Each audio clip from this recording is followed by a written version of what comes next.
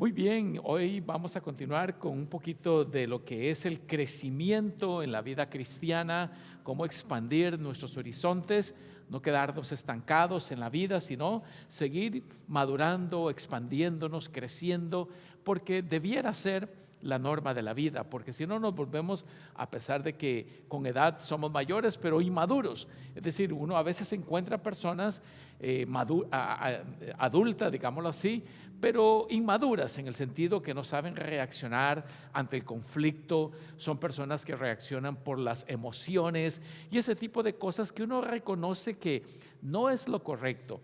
Y yo pienso que ninguno de nosotros quiere ser catalogado como una persona inmadura.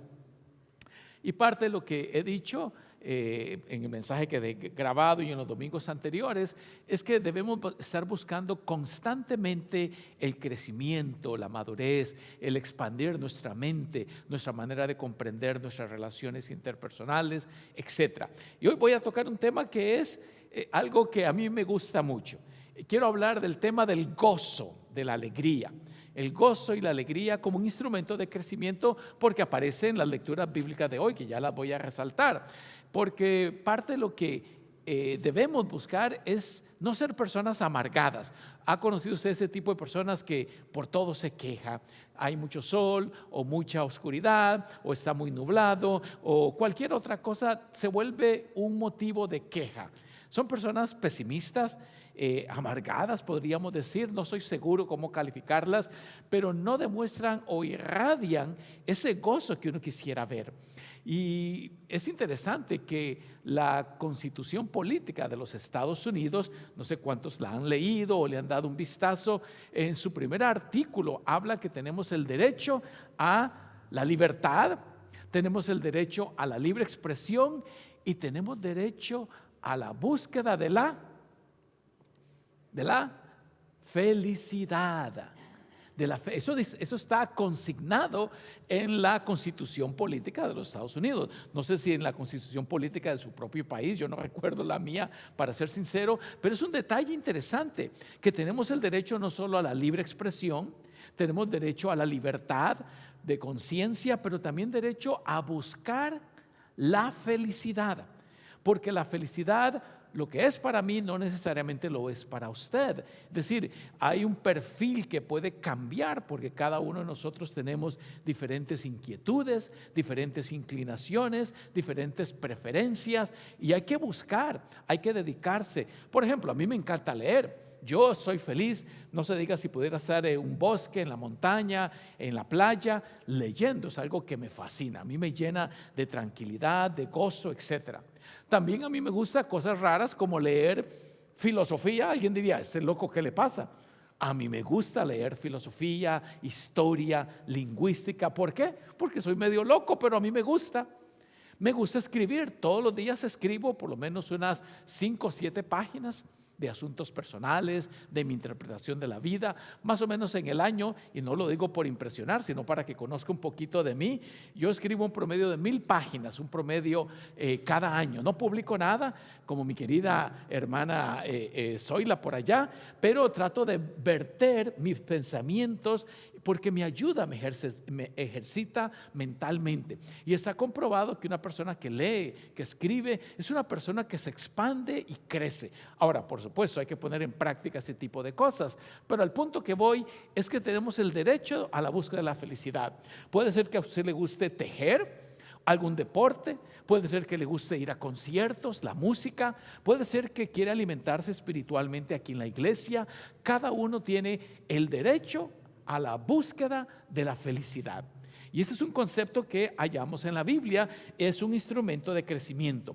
De hecho, yo compré hace un tiempo, varios años, ¿cómo se dice? Un pendiente de mi cadena que no la tengo conmigo hoy, que lo que tiene es una carita feliz. Es probable que algunos la hayan visto. En algún momento la verá que ya ando colgando mi carita feliz y lo tengo a propósito. porque quiero tomar ese concepto como algo importante, buscar la felicidad en medio de las dificultades, el conflicto violento político que se ha suscitado en nuestro país, en medio de la enfermedad, porque anduve con un poquito de dolor en la espalda mientras estuve en Costa Rica, pero yo quiero buscar la felicidad, no importa las circunstancias que la rodeen, esa es mi meta. Experimentar este gozo. Miren, por ejemplo, lo que dice el apóstol Pablo en la carta que acabamos de leer hoy. Él dice: regocijaos en el Señor siempre. Otra vez lo digo, regocijaos. Note qué interesante cómo repite el mismo concepto, repite el mismo mandato, que debemos regocijarnos. Y ese regocijo tiene que ver con tener felicidad incomparable, porque tener felicidad no es estarse riendo siempre. Ya vamos a hablar un poquito de eso. Tiene que ver con la paz interior que logramos en la medida que logramos metas y avanzamos en la vida, que eso trae una especie de satisfacción que es difícil de describir, pero trae gozo. Dice: regocíjense en el Señor. Otra vez lo digo, regocíjense. Él repite la exhortación de regocijarnos y dice aquí: vuestra gentileza sea conocida de todos los hombres, el Señor está cerca.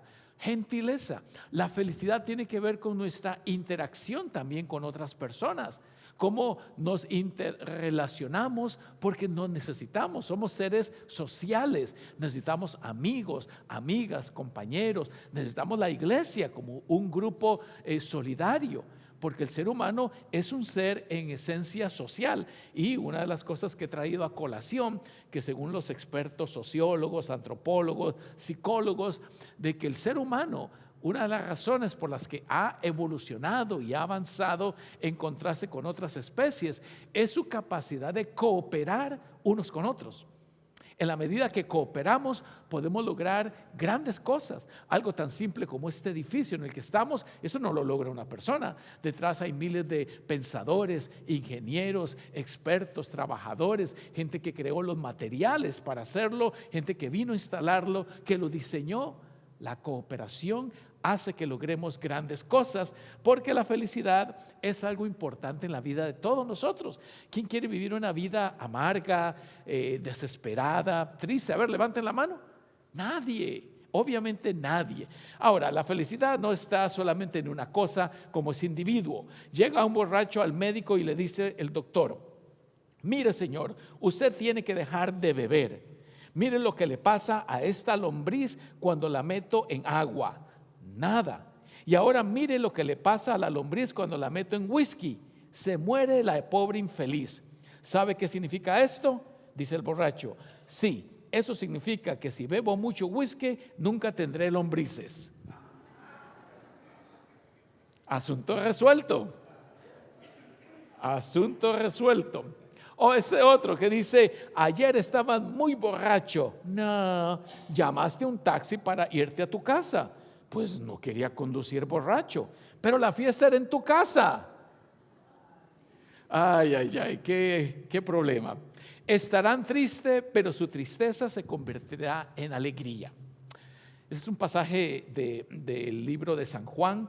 Dice: estarán tristes porque obviamente todos enfrentamos momentos de dificultad. Eso es algo casi inevitable. Vamos a enfrentar la pérdida de la salud, del trabajo, de un ser querido, o simplemente el ánimo no nos alcanza para poder salir adelante. Es un punto que hay que reconocer. Pero uno, con ciertas técnicas, ciertos principios, uno puede transformar la tristeza en felicidad.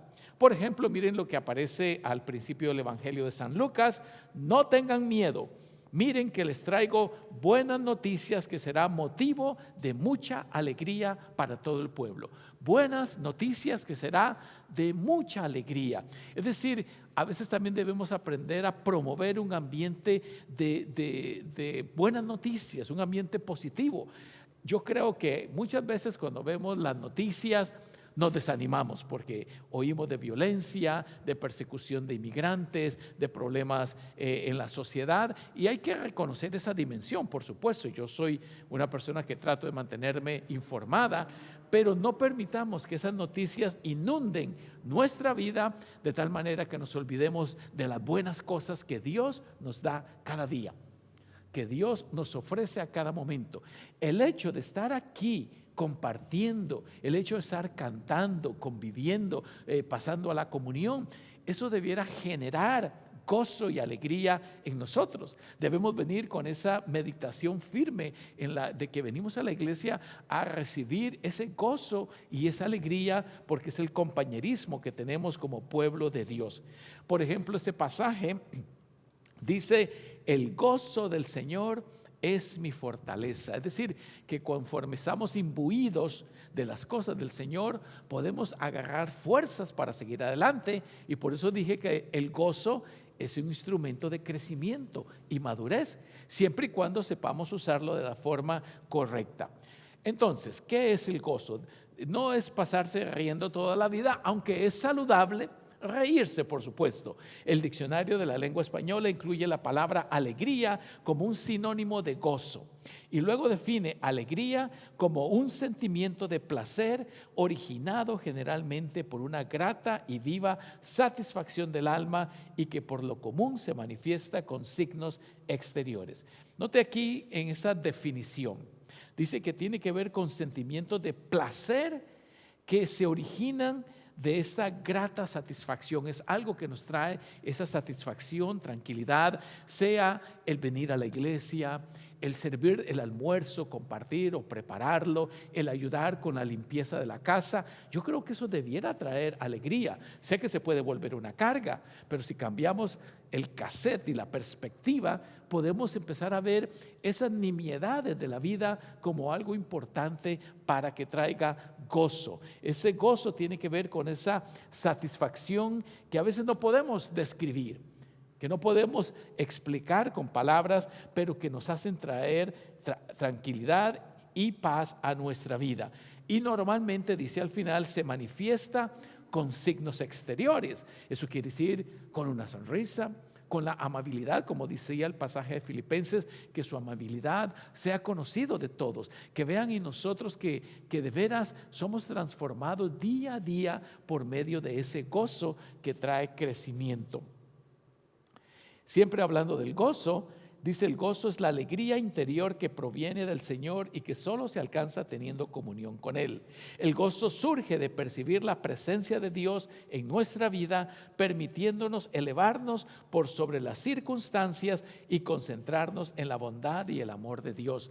Cuando el apóstol Pablo escribió ese pasaje que mencioné, alégrense en el Señor, adivinen dónde se encontraba él: encarcelado. Estar en la cárcel no es nada bueno. Hoy todavía las cárceles tienen pues un mejor beneficio, tienen aire acondicionado, tienen mejor servicio de comida. En ese entonces era estar quizás en una cueva oscura, con poco espacio, frío o muy caliente, a veces encadenado a las paredes, a una ventana. Eso era la cárcel en la antigüedad. Y muchas personas morían poco después de ser encarceladas. Entonces él experimentaba gozo muy a pesar de las circunstancias que lo rodeaban. Y eso nos quiere decir para nosotros que es posible experimentar esa felicidad como una respuesta emocional a circunstancias favorables, agradables o gratificantes. Aquí hay un dicho que dice: vive la vida con una actitud de expectativa optimista. Hoy queremos cambiar ese pesimismo, esa tristeza por alegría, sabiendo que todo lo que pasa te beneficia en un sentido u otro. Uno no se debe alegrar por las cosas negativas en el sentido estricto, pero uno debe poder tomar esas cosas y transformarlas en algo positivo. Porque ya dije, las tristezas, los accidentes, la falta de salud son casi inevitables, pero si mentalmente estamos preparados para ellos, es posible arrostrarlos con gallardía, con alegría, y permitir que sea un instrumento de crecimiento. Y no solo en esto, sino también en nuestros sufrimientos, porque sabemos que el sufrimiento produce perseverancia. La perseverancia, entereza de carácter, y la entereza de carácter produce esperanza. ¿Qué es lo que dice aquí este pasaje?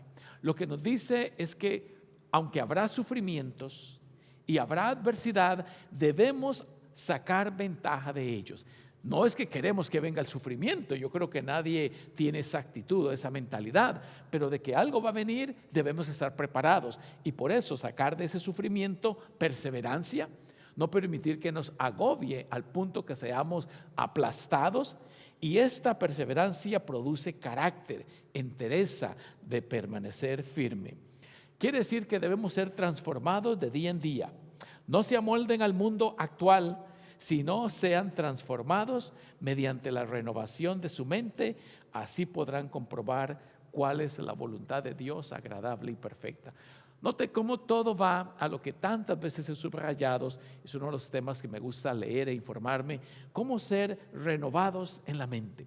¿Cómo podemos transformar nuestro pensamiento? Porque la verdadera espiritualidad de la vida tiene que ver con la forma en que pensamos, con la forma en que somos cambiados mentalmente, porque ahí subyace el corazón de la felicidad. Por eso, la felicidad no es la ausencia de problemas, sino que es la habilidad para tratar con ellos. Porque vendrán, aparecerán, es una realidad, pero es posible superarlos y convertirlos en un peldaño más en el crecimiento nuestro. Y finalmente, ser feliz no significa que todo sea perfecto. Significa que has decidido ver más allá de las imperfecciones. Como dije, es mantener una actitud optimista, positiva de la vida. Cuando uno pierde la esperanza, cuando uno se desanima, cuando permite que la tristeza gobierne, uno pierde el norte de la vida que no nos orienta. Pero cuando nos mantenemos anclados en esos principios y permitimos que sean renovados en nuestra mente, es allí cuando experimentamos ese gozo del que estábamos hablando. Y ahora que la paz de Dios, que sobrepasa todo entendimiento, guarde sus corazones y mentes en Cristo Jesús, Señor nuestro. Amén. Puestos de pie, vamos a continuar con el próximo cántico.